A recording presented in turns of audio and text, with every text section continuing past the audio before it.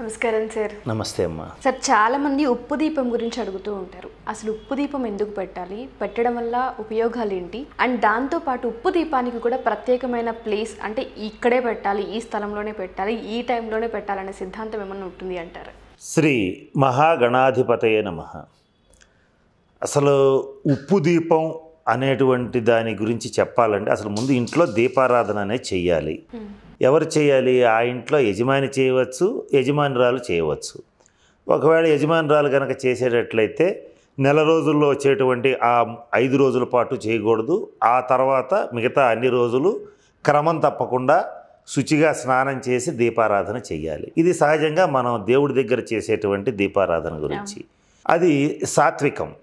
ఈ ఉప్పు దీపం అనేటువంటిది ఇది తంత్ర ప్రక్రియ. అది అంటే జీవితంలో అనేక రకాల ప్రయత్నాలు చేసి కొన్ని సఫలమయ్యి కొన్ని సఫలం కాక ఎన్ని రకాల ప్రయత్నాలు చేసినా కూడా అంటే కొంతమంది చెప్తూ ఉంటారు, మమ్మల్ని అడుగుతూ ఉంటారు, ఏమండి మేము చాలా కాలంగా మీరు చెప్పినట్లుగా శివాలయంలో స్వామికి 11 ప్రదక్షిణాలు చొప్పున దాదాపుగా 3 ఏళ్ళుగా చేస్తూ ఉన్నామండి, మాకు ఇంకా అప్పులు తీరలేదు, మా వారికి ఇంకా ఆరోగ్యం ఇంకా వనకూడలేదు, మా అబ్బాయి ఇంకా సెటిల్ కాలేదు, మా కోర్టు కేసులు ఇంకా తీరలేదు, ఇంకా ఇబ్బందులు పడుతూనే ఉన్నామని చెప్పి చాలామంది ఇబ్బంది పడుతూ ఉంటారు.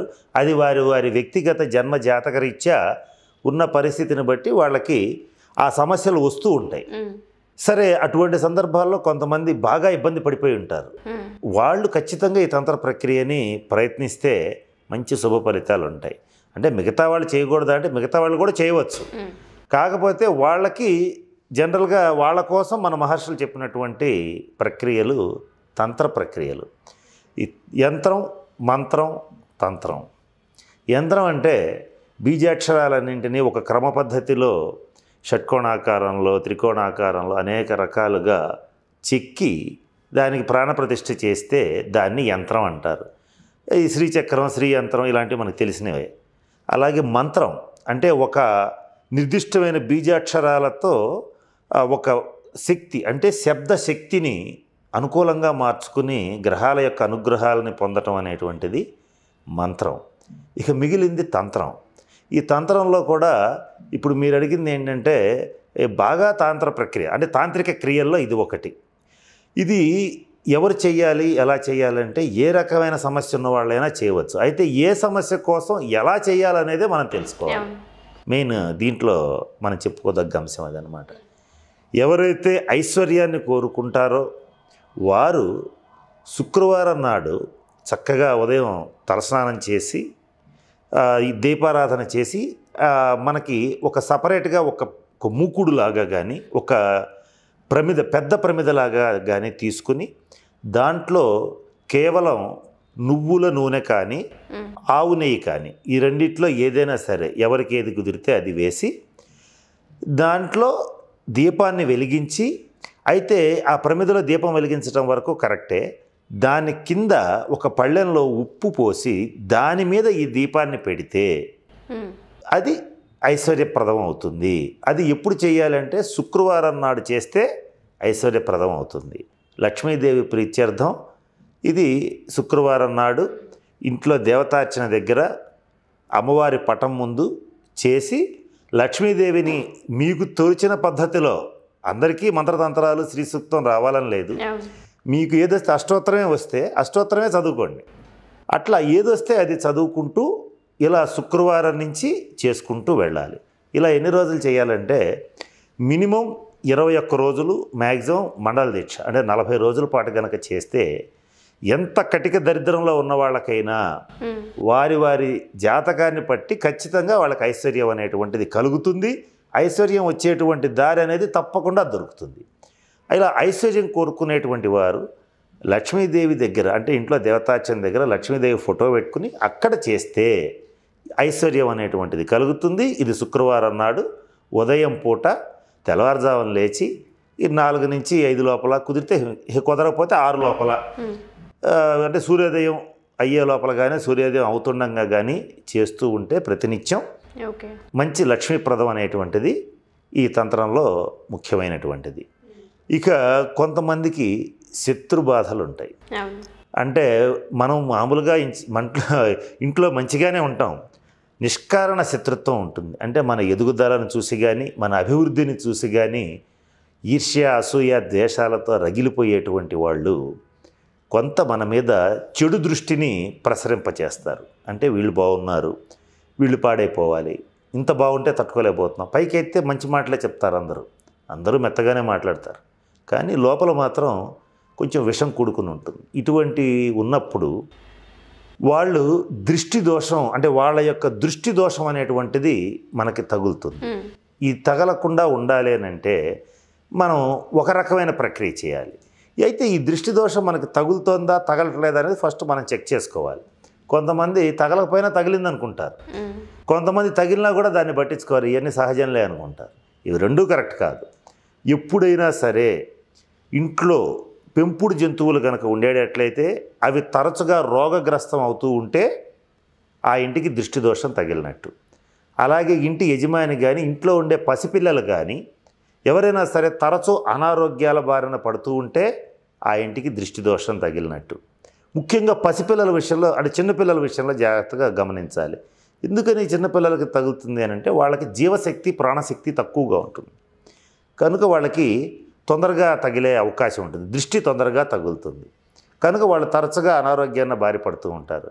24 గంటలకి వాడిని హాస్పిటల్ చుట్టూ తిప్పడమే సరిపోతుంటుంది అన్నమాట. ఇలాంటివి జరిగినప్పుడు ఇంట్లో ఆహార పదార్థాలు తరచుగా కుళ్ళిపోవటం, పాడైపోవటం, కొబ్బరికాయలు కుళ్ళిపోవటం, ఇంట్లో ఉన్న వస్తువులు పాడైపోవటం, బ్యాడ్ స్మెల్ రావటం, తరచూ ఇంట్లో అందరికీ ఘర్షణలు ఏర్పడటం, ఇలాంటివి ఏమైనా జరుగుతూ ఉంటే ఇటువంటివి అంటే నెగిటివ్ ఎనర్జీ ఉంది అనేటువంటిది కనుక మనం ఫీల్ అయితే అప్పుడు దృష్టి దోషం తగిలినట్టు.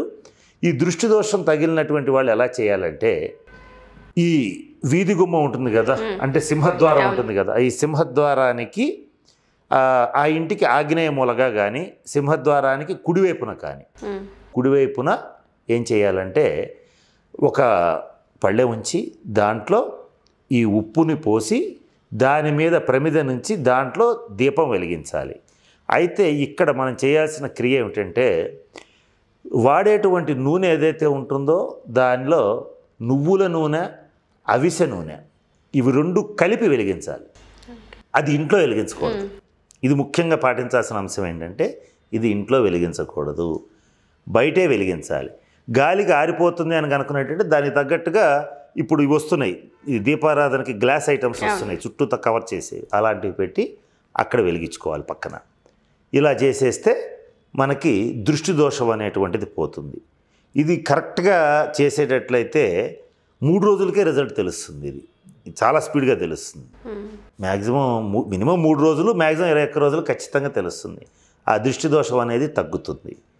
ఆ తగ్గటం వల్ల పరిస్థితులన్నీ చక్కబట్టడం మొదలు పెడతాయి. అంటే ఆరోగ్యం చేకూరటం, కొంచెం మంచి ఎనర్జెటిక్గా ఉండటం ఇంట్లో వాళ్ళందరూ కూడా, ఇలాంటివన్నీ కూడా మొదలైపోతాయి. ఇది చాలా ఇంపార్టెంట్, అంటే దృష్టి దోష పరిహారం కోసం. ఇక ఎవరికైతే కోర్టు కేసులు, శత్రు బాధలు ఇవన్నీ ఉంటాయో వాళ్ళు కూడా చేయవలసిన విధానం ఏంటంటే ఇంట్లో ఆగ్నేయ మూలంగా ఎక్కడైనా సరే, అంటే ఇది కూడా బయటే చేయాలి. అంటే ఈ సింహద్వారానికి కుడివైపుగా ఆగ్నేయ మూలగా చేయవలసినటువంటిది ఏంటంటే కుడివైపుగా కానీ ఆగ్నేయ మూలగా కానీ చేయవలసింది ఏంటంటే ఒక పళ్ళె ఉంచి దాంట్లో కళ్ళ ఉప్పును పోయాలి. మళ్ళీ దీంట్లో టాటా సాల్ట్, ఆశీర్వాద్ సాల్ట్ పోయరాదు, ఓన్లీ కళ్ళ ఉప్పునే పోయాలి. కారణం ఏంటంటే అది సముద్రపు ఉప్పుకే నెగిటివ్ ఎనర్జీని ఆపగలిగిన శక్తి ఉంటుంది. ఈ కెమికల్ బేస్డ్ చేసేటువంటి దానికి ఆపే శక్తి ఉండదు. సముద్రం ప్రకృతి సిద్ధంగా ఇచ్చినటువంటి దాంట్లోంచి వచ్చిందే మన నెగిటివ్ ఎనర్జీని తీసివేయగలుగుతుంది. కనుక కళ్ళ ఉప్పునే వాడాలి. ఇందులో ఫస్ట్ ఇది బేసికల్ పాయింట్ అన్నమాట.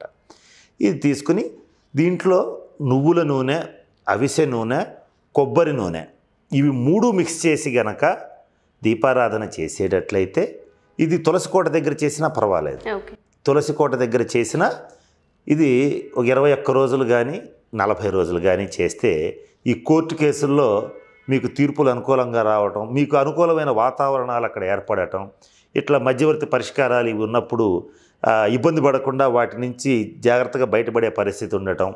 అలాగే ఎవరైనా చేయని నేరానికి, చేసి నేరానికి జైలుకి వెళ్ళిన వాళ్ళ గురించి మనకు అనవసరం, నేరం చేసిన వాళ్ళు శిక్ష అనుభవించాల్సిందే. చెయ్యని నేరాలకి శిక్షలు పడినటువంటి వాళ్ళు కానీ వాళ్ళ తాలూకు అంటే ఒక వ్యక్తికి పడింది అలా శిక్ష, తప్పు చేయకుండా శిక్ష అనుభవించినటువంటి వ్యక్తి ఉన్నాడు అనుకోండి, అతని భార్య కనుక తులసి కోట దగ్గర ఇలా 40 రోజులు చేసేటట్లయితే ఆ కేసుల నుంచి ఆ గవర్నమెంట్ ప్రెషర్స్ నుంచి బయటపడటానికి అవకాశం ఉంటుంది. ఇట్లా అయితే ఈ శత్రుదోష పరిహారం కోసం చేసేది మాత్రం కంపల్సరీగా శనివారం చేయాలి. అంటే శనివారం నాడు మొదలుపెట్టాలి. వీలైనంత వరకు మన జన్మ నక్షత్రానికి అనుకూలమైనటువంటి తారాబలంలో మొదలు పెడితే మరింత శుభ ఫలితాలు వస్తాయి. సరే, ఈ తారాబలం ఇవన్నీ చూసుకోవటం కుదరకపోతే శనివారం నాడు చేసేటట్లయితే ఈ బాధలన్నీ కూడా తొలగిపోతాయి. ఇక ఎవరికైతే ఏలినాటి శని, అష్టమ శని, అర్ధాష్టమ శని ఉంటుందో వాళ్ళు ఖచ్చితంగా ఇంట్లో దేవతార్చన దగ్గర సాధారణ ప్రమిదలు 2 పెట్టి వాటి కింద కొంచెం ఉప్పు పోసి సింపుల్గా నువ్వుల నూనె మాత్రమే వాడాలి. అంటే అది కూడా స్వచ్ఛమైన నువ్వుల నూనె వాడితే మరీ మంచిది. వాడి 2 నల్ల ఒత్తులతో కానీ, నల్ల ఒత్తులు దొరకని పక్షంలో సాధారణమైన ఒత్తులతో అయినా సరే ప్రతినిత్యం శనివారం నుంచి మరల శనివారం వరకు 8 రోజులు అవుతుంది. 8 రోజుల పాటు వరుసగా శనీశ్వరుడికి నమస్కరించి దీపారాధన చేస్తే ఏలినాటి శని బాధలు, అష్టమ శని బాధలు, అర్ధాష్టమ శని బాధలన్నీ కూడా తొలగిపోతాయి. అయితే ఇదంతా దీపారాధన ప్రక్రియ, దాని కింద ఉప్పు పోసే ప్రక్రియ గురించి చెప్పుకున్నాం. అసలు ఈ ఉప్పుకు అంత శక్తి ఉందా అని అంటే ఎవరైనా సరే ఒక చిన్న ప్రయోగం చేసి ఉందో లేదో వారికి వారు చూసుకోవచ్చు, అభ్యంతరం ఏం లేదు. ఎక్కడైనా సరే మీలో మీ బంధువుల్లో ఎక్కడైనా ఒక వ్యక్తి అనారోగ్యం పాలుపడి మంచాన పడేటట్లయితే ప్రతిరోజు అంత కళ్ళ ఉప్పుని ఒక పళ్ళెంలో కానీ ఒక చిన్న మూకుడులో కానీ ఆ వ్యక్తి మంచం కింద పెట్టి మరుసటి రోజు ఎవరూ తొక్కకుండా నీళ్ళలో కలిపేయటం కానీ, దూరంగా తొక్కని చోట పారేయటం కానీ చేస్తే ఆ వ్యక్తి తొందరగా రికవర్ అవుతాడు. అంటే డాక్టర్ గారు వచ్చి ఇది డబుల్ టైఫాయిడ్, ఇది ఖచ్చితంగా 20 రోజులు పడుతుంది అని అన్నాడు అనుకోండి, ఆ వ్యక్తి 10 రోజులుగా లేచి కూర్చుంటాడు. అంటే అంత శక్తి ఈ ఉప్పుకి ఉన్నది. ఇది ఎవరైనా ప్రయత్నించవచ్చు. అంటే మనం చెప్తాము ఇది ఉంటుందా ఉండదా అని 100 సందేహాలు వస్తాయి. ఇది ప్రాక్టికల్గా చాలా చోట్ల చాలామంది పరిశోధించి రుజువు చేయబడినటువంటి సత్యం. ఇది చాలామంది ప్రాక్టికల్గా చూశారు. చూడని వాళ్ళు ఎవరూ లేరు. చూడని వాళ్ళు ఎవరంటే ప్రయత్నం చేయవచ్చు.